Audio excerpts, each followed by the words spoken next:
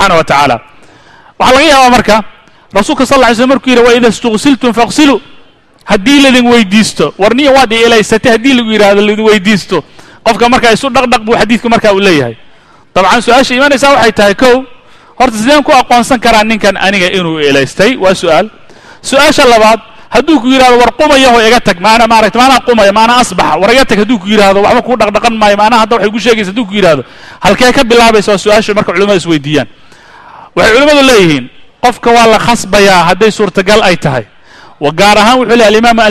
almanaawi haddii aad ogtahay qofka inuu u dhimanayo faqsiluu waaba amar rasuulka sala allahu alayh wasalam bal waxay isweydiiyaan xaaladdu hadday intaa ka sii ballaarato oo qofka arrinkaa uu u dhinto miyaa diyo laga qaadaya mise laga qaadi maayo arrinkaan arrin iska takalluf weeye fiqi ahaan maxaa yeelay mas'aladu markay indibaad ay leedahay la halbeegi karo la dhudhumin karo uunbaa wax lagu dul dhisi karaa laakiin masalo iyadoo heebaabayso haddii maantana aan dhahna hebel baa dhintay kan baa dilay kan baa dhintay kan baan dilay kuwii xabadda lagu dilay baana qiyaasi la'anahay haddii la yidhaha haddana ishaan isku dilnaa dhibkeeday leedahay marka waxaan leenahay indibaad bahashu say u yeelato yaanan tuhunka yaanu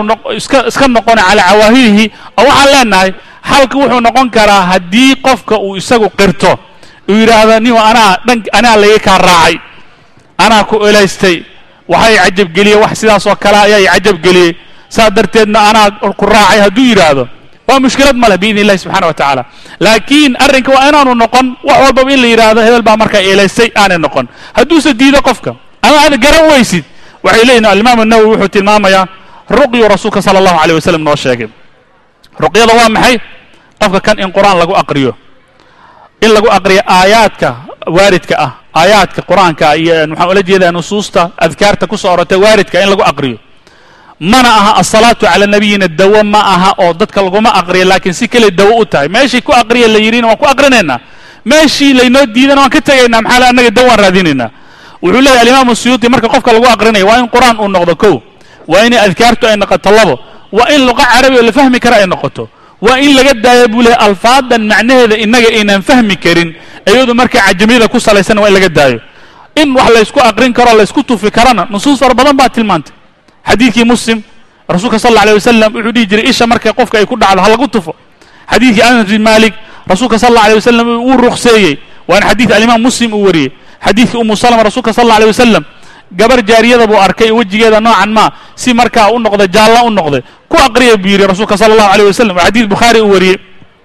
xadiidkii jaabir iyadana way ku soo orortay macnahaasoo kale axaadiidka ku soo orortay aad bay u badan tahay xadiid caaisha ayaa jiray oo sheekh naasirudiin albani silsilada uu ku sheegay wuxuu arkay wiil aad iyo aad u ooyayay rasuulka sala allahu alayh wasalam markaasuu wuxuu yidhi maa lisabiyikum haada yabki war maxaa ku dhacay markaasuu wuxuu yidhi fahal istarqaytum lahu min alcayn ilma kaga tufteen buu rasuulka sal alla alay waslam wax ku aqriyay buu rasuulka sala allahu alayh wasalam idan axaadiidaasoo dhan waxay muujinaysaa in qofka wax lagu aqrinaya maxaan ku aqrinayaa faatixada qur'aanka waxaa lagu aqrinaya aayad kursiga mucawadataynka adkaarta rasuulka sala allahu alayh wasalam ee soo orortay intuba daway u noqon kartaa biidni illahi subxana wa tacaala oo adkaarta waxaa ka mid a inaad qofka ku aqrisid acuudu bikalimaati illahi taamaati min shari ma khalaq ilaahay waxaan magangelayaa kelimaadka ilaahay ee buuxa shar kastoo u abuuray waxaa kaloo qofka lagu aqrinayaa xadiidka bukhaari waxaa ku soo orooray ee xadiidka ibn cabbaas nebiga sala allahu alayh wasalam xasan iyo xuseenba wuu u xiri jiray oo aan ula jeeda adkaar buu ku aqrin jiray wuxuu dhihi jiray uciidukumaa bikalimaati illahi taama min kulli shayطaanin wahaama wa min kulli caynin laama markaasuu jiri aabihiin ibraahim baa sidaa ismaaciil iyo isxaaq ba sidaa ku dul aqrin jiray waxaa kaloo lagu dul aqrinayaa ducadii ama adkaartii uu jibriil uu ku aqrin jiray nebiga sala allahu alay wasalam adkaartu maxay ahayd bismi illaahi arqiik min kulli shayin yu'diik min shari nafsin aw caynin xaasidin allahu yashfiik bismi illaahi arqiik waxaasoo kale waxaa u baahantii yani aan u baahannahay in aan dusha ka qaybno si sahlanna innagii hawshaan u dhammaysanna biidni illahi subxaana wa tacaala rasuulka sala allahu alayh wasalam wuxuu kaloo u sheegay markii dabcan xadiidkan rasuulka sala allahu alay wasalam jibriil baa xadiidka waa xadiidkii jibriil markuu usoo degay nabiga sala allahu alayh wasalam wuxuu yidhi uu ku aqriyay muslim baa warinayay bismi illaahi yubriik wa min kulli daa'in yashfiik wa min shari xaasidin idaa xasad wa min shari kulli dii caynin ilaahay baan magaciisaan ku bilowday inuu ku bogsiiyo shar walbaba iyo cudur walbaba uu kaa bogsiiyo xaasidka shartiisa hadduu ku xasdo iyo shar walbaba iyo il walbaba marka iyada waxay ka mid tahay adkaarta soo aroortay min rasuuli sallallahu alayhi wasallam waxyaabaha salafka ka soo laga soo xigta waxa kamid ah aad bay runtii u tira badan yihiin waxaana kamid ah oo runtii nusuus la taaban kara aanay ku soo aroorin laakiin dadkii hore ay ku dul aqrin jireen waxa kamid ah a'uudu bi kalimaati llahi taamati allati la yujawizuhunna barrun wala fajir min sharri ma khalaqa wa dara'a wa bara'a ومن شر ما ينزل من السماء ومن شر ما يعرج فيها ومن شر ما ذرأ في الأرض ومن شر ما يخرج منها ومن شر فتن الليل والنهار ومن شر طوارق الليل إلا طارقا يطرق بخير يا رحمن إلهي بان كلماتك إلهي بوحة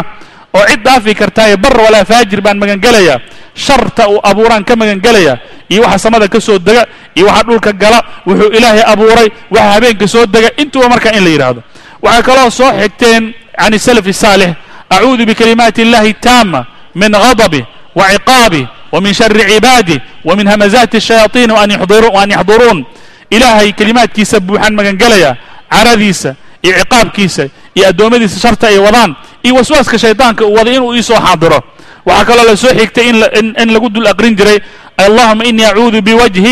بوجهك الكريم وكلماتك التامات من شر ما أنت آخذ بناصيته اللهم أنت تكشف المأثم والمغرب اللهم إنه لا يهزم جندك ولا يخلف وعدك سبحانك وبحمدك إلهي وجهك كريم كان مغنقليا كلمات كان بوحان مغنقليا شر والبو أذيك فود ذات هيسان كان مغنقليا الله إله ألا فإذا دنبك وحكست مقدود ألا فإذا وحل مغرمة إله عيدا كان لما جبيو إله بلانت هذا لما جوب يلو ربه أذاه فن معنا أذاه كدهن معنى هذا واسدا أما إن قفك القد الأقري اللهم أنت ربي لا إله إلا أنت عليك توكلت وأنت رب العرش العظيم ما شاء الله كان وما لم يشاء لم يكن ولا حول ولا قوة إلا بالله مركز إنه أعلم أن الله على كل شيء قدير وأن الله قد أحاط بكل شيء علما وأحصى كل شيء عددا اللهم إني أعوذ بك من شر نفسي وشر الشيطان وشركه ومن شر كل دابة أنت آخذ بناصيتها أنت ربي على صراط مستقيم انت قفك إنه يراد إله هذا ربي أذان كتلا صارتي وحي إلهي أودونا أمبا أهانيا أودي حالتنا ملهن وحكستي إنه إلهي قدر أيان أقهي إن إلهي علم وكوكوبا أيان أقهي شرط النفس دي مدى شيطانك ووضان إلهي كمان قليا دابا والبردولك كنت كوبيسو إلهي سبحانه وتعالى وقانك وهيانا إلهي كمان قليا انت بقفك مركا إنه يراد وانا هبك صائر بإذن الله سبحانه وتعالى سيدا مركا كفلا بإذن الله سبحانه وتعالى إذن وعن لنا مركا إيشو مر هدي سيدا اللي يريد دوانا إي لا qofku inuu xadka uu kala baxa maaha qofka waxa laga yaabaa duruuf gaar ah inay ku timaado wadanku waa stress badan yahay depressionka qofka ku badan walidaalika cuduradan isha kow iyo jinka iyo sixirkaba waxay culimadu ay sheegaan dhaqaatiirta wadanka waxay noo sheegi jireen saddexdaba waxa lagu qariyaa cuduro fara badan oo qofka uu qabo adoo u baahan inaad dhakhtar aadid oo inaad soo miisaantid nooca lagu soo cabir dhiigaaga ayaa waxa leedahay ilbaan qabaa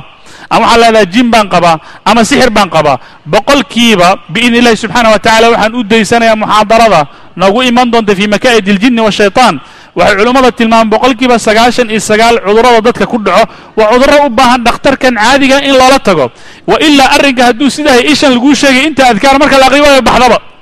أنا أسكت الأقرباء خلاص ويبود الدواء لكن أنا وبعني إن لك أنا ويل قيلين يا الله إلبا كجرت الله جبت ناس يهرتاجن جبت هدارة النية وجوس لكن أنا أقول حياد أنا قلنا ماين وما أنت نقول سؤال لنا ما جبت الرأس وحتى هذا هبلها اللي راديو لكن ما أنت نقول حياد لقوا أقري وأتراد ويهرتاجن تهاي ويل جاي أنا سيدا أنا هاي تولى في عيها وجبر ما أنت قرآن كالقود الأقرين ولا نمبا ما أنت يقعد حد ليه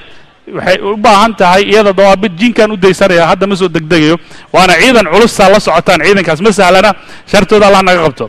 qofka kan marka ilaajul aayin qofkan dadka ilaysanay isaga dawo u baahan qofku wuu isog yahay maxaa ilaa wuxuu tilmaamay ibn hajar al-asqalani wa ghayr waahid min al-mufassirin hadii wuxuu leeyahay hadii ay dhacdo in wax aan jeclaado janto oo iga soo horbaxaan waxaan dareemayaa iyadoo kuleyl isheedu ka soo baxay kuleyl baan dareemayaa saas ay dhihi jireen طبعا qofku uu dareemi karaa marka qarkii waxa laga yaabaa haddaad is aragtid qof inuu nicmo ilaahay subxaanahu wa tacaala uu siiyey haddaad gubanaysid oo kar aad dareemaysid oo aadan u gegsan karin u dulqaadan karin ninka kan muslimka walaalka inuu nicmadan ilaahay siiyey haddaad dareentid ogow qof waxaad tahay noocan ma cudurka uu ku jiro ilaahay baa sidaa kuu abuuray marka dawa u baahanta marka waxaan leenahay horta ko waxaan daweynaynaa ninka dadka ilaysta waxaan u malaynayaa intii dadku marka ay ku mashquulsanaayeen sida loo daweyn lahaa qofka isha ay ku dhacday inaan weli la isku howlin sida loo daweyn lahaa qorta qofka dadka